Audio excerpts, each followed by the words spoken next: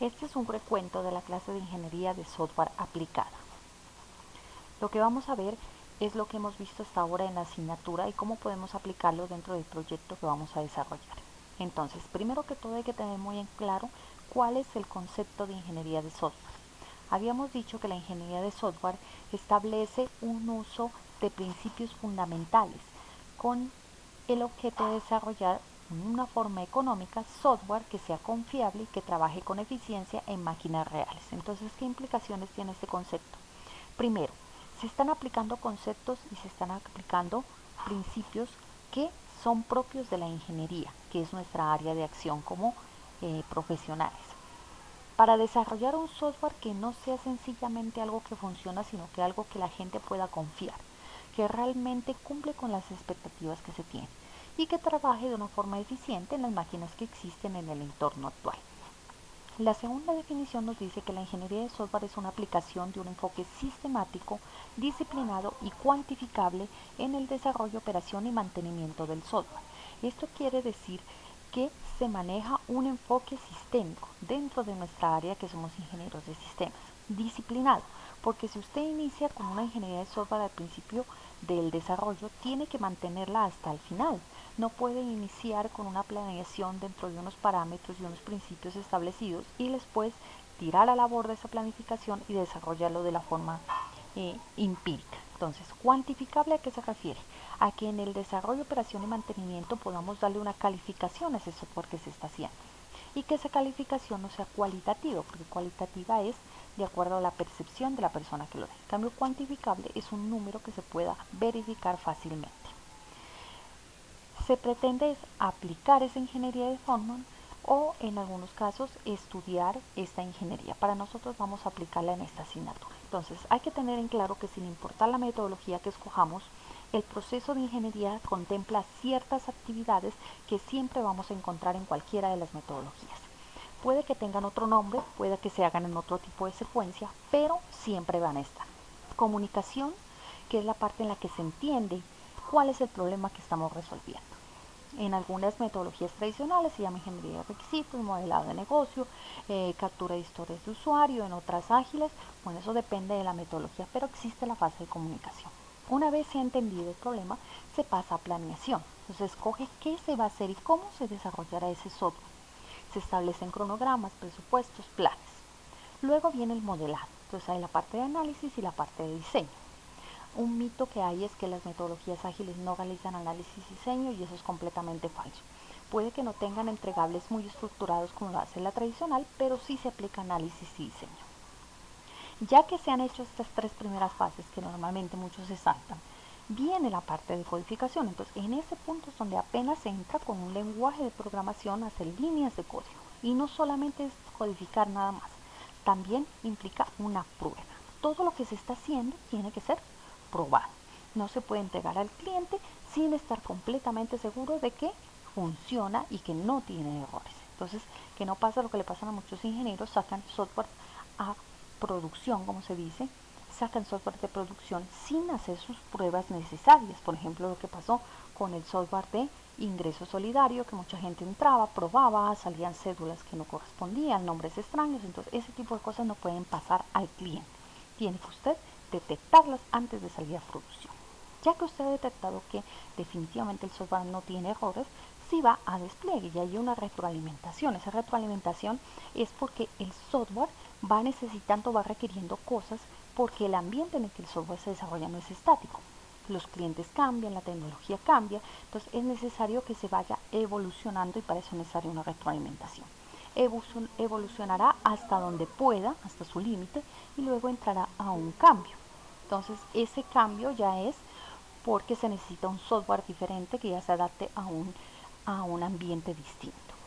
Aparte de este proceso genérico que acabamos de ver aquí, existen unas actividades que son transversales, que se deben de realizar durante ese proceso. Entonces están las de seguimiento y control del proyecto, administración de riesgos, aseguramiento de la calidad, administración de configuraciones, de reutilización, de preparación y producción. Entonces esas actividades están implícitas en las otras y son transversales, se tienen que ir haciendo con todas las demás. ¿Qué prácticas se necesitan dentro de estos procesos? Pues ahí está grande entender el problema. Si no se entiende el problema que se está solucionando con el software, difícilmente el software alcanzará el objetivo necesario. Entonces hay que entender bien ese problema. Ya que hemos entendido el problema, la segunda actividad importante y crucial es planear. Pensar antes de actuar, tener bien claro el plan que se va a hacer y cómo se va a hacer antes de meterse a ejecutar el plan, que es la tercera acción.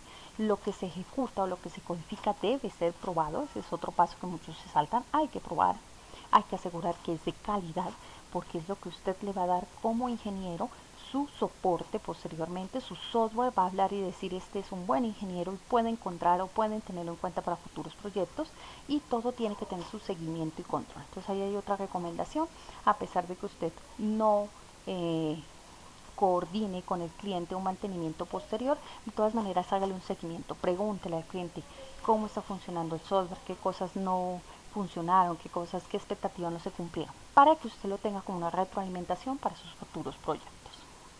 Y si usted coordinó un mantenimiento durante algún tiempo, pues con más razón hay que necesario ese seguimiento y ese control. Entonces existen dos tipos de metodologías bien claras: la tradicional y la ágil. No son una más buena que otra, sencillamente enfocan el proceso de formas distintas. La tradicional hace todo el proceso de diferentes formas, ya vamos a ver unos ejemplos más adelante, desde planteamientos a puesta en marcha. Y las ágiles lo hacen también de esa misma forma, sino que intercambian esa parte de interacción. Siempre manejan una interacción, ya lo vamos a ver más adelante. Las dos contienen todas las procesos que hemos visto: planteamiento, análisis, diseño, programación y pruebas, todas la contienen. No es cierto que las ágiles no lo hagan, solamente lo hacen de una forma distinta. Entonces, entremos a ver las metodologías que voy a explicar a continuación. Son solamente las que los grupos de trabajo escogieron, las otras ya las habíamos visto en clase. Vamos a escoger en ágiles solamente Scrum y XP. La mayoría de los grupos escogió Scrum. ¿Qué hace Scrum? Scrum maneja lo que se conoce como los sprints. Los sprints son coger pequeñas porciones del software y entregar un software funcionando, un software que el cliente puede utilizar. Entonces, ¿cuál es el proceso?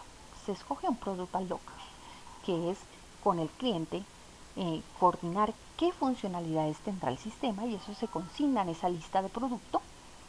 Luego de esa lista de productos se escogen unas funcionalidades, no arbitrariamente, sino por prioridad, que el mismo cliente detecta y el grupo de desarrollo, y esas son las que se llevan al sprint. Entonces, ese sprint backlog es el que se lleva al proceso. Mira que esta planeación, implementación, retrospectivo, se hace todo: análisis, diseño, pruebas, todo se hace dentro del sprint, y finalmente se entrega una porción del producto, del software terminado. Entonces esta versión de terminado debe estar bien clara entre el cliente y el equipo de desarrollo. Los dos tienen que tener muy en claro qué es terminado. Una vez se concluye eso, entonces se vuelve a reunir con el cliente, se dice: bueno, la siguiente lista de sprint que se va a seguir en el sprint backlog, que se continuará en el siguiente sprint. Puede que el cliente diga: no, yo voy a dar por terminado esto hasta aquí. Puede que diga: no, aumentemos estas funcionalidades. Siempre se está de la mano con el cliente. Entonces esa es la diferencia mucho de Scrum con las tradicionales.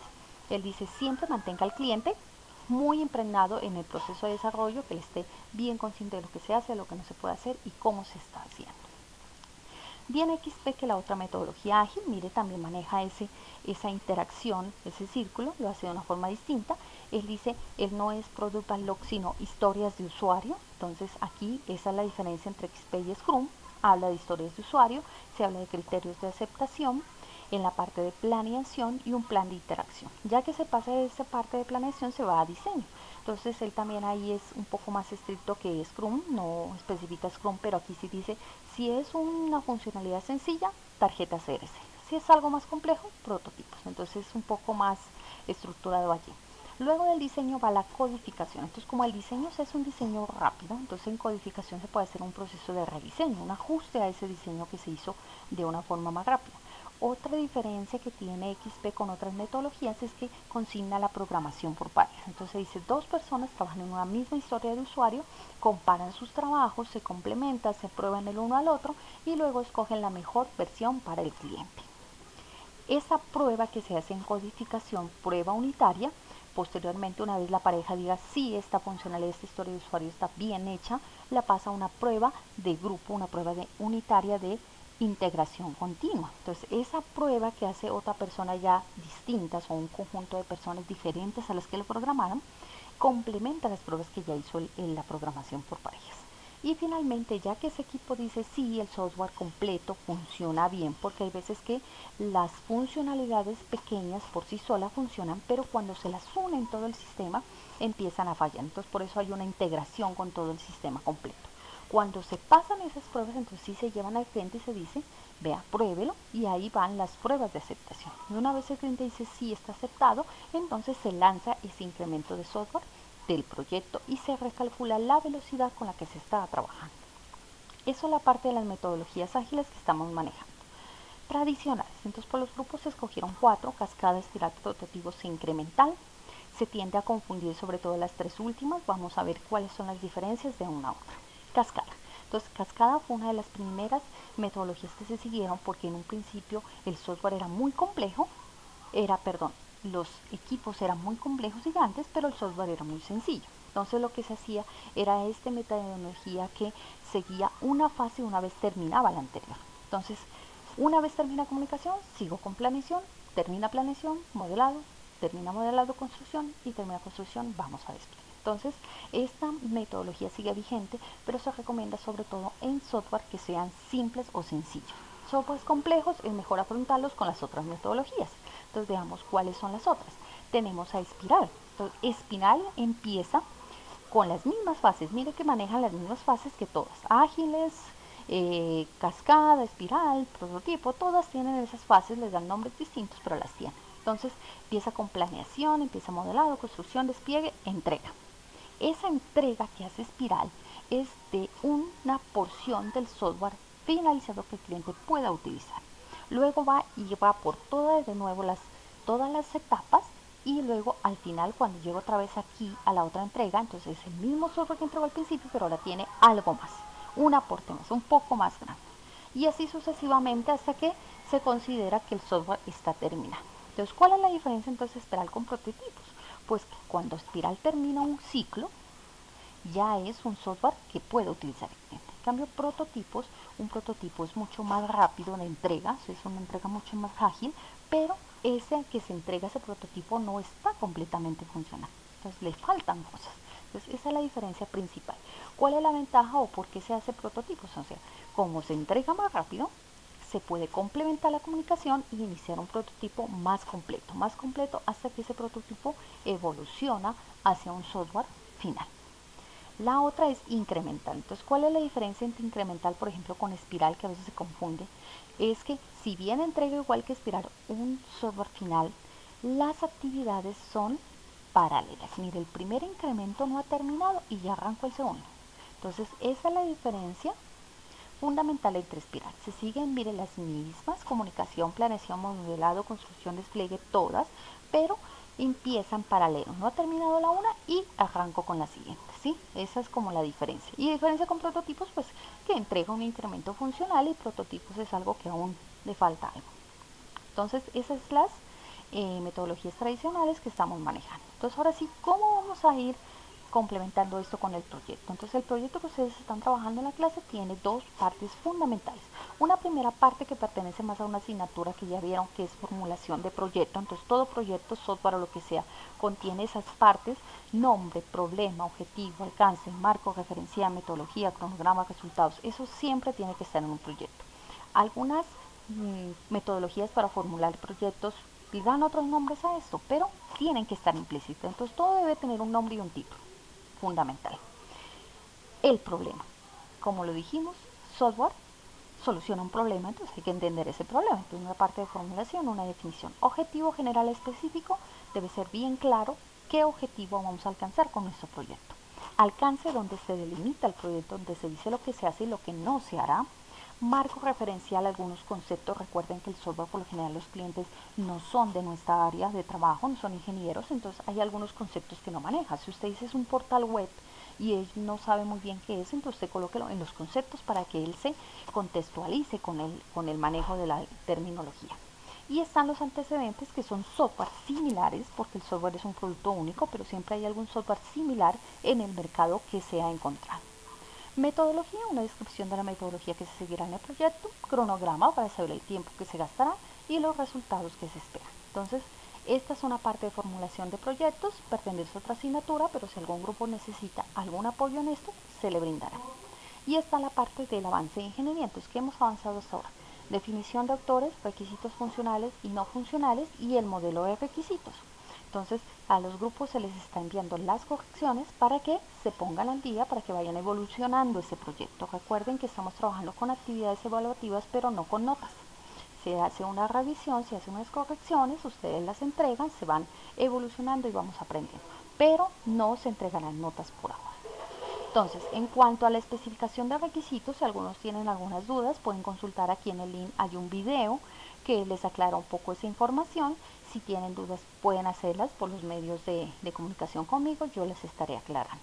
Entonces ahí está ese video para completar esa parte y este es el modelo de requisitos que lo que hace es relacionar los requisitos que ustedes ya trabajaron en grupos unos con otros. Entonces, ¿cómo se relaciona un requisito con otro? Si hay módulos en su software, pues lo va a manejar de esa forma de módulos, si no va a decir cómo se relaciona. Entonces yo no puedo loguear a un usuario si no he creado un usuario. Esa es la relación que se trata de evidenciar con este modelo. Entonces, esto es lo que hemos manejado en la clase del día de hoy. No queda más que agradecer por su atención. Ahí está mi teléfono y mi correo. Si tienen alguna duda o inquietud, pueden hacerla en cualquier momento. Muchas gracias.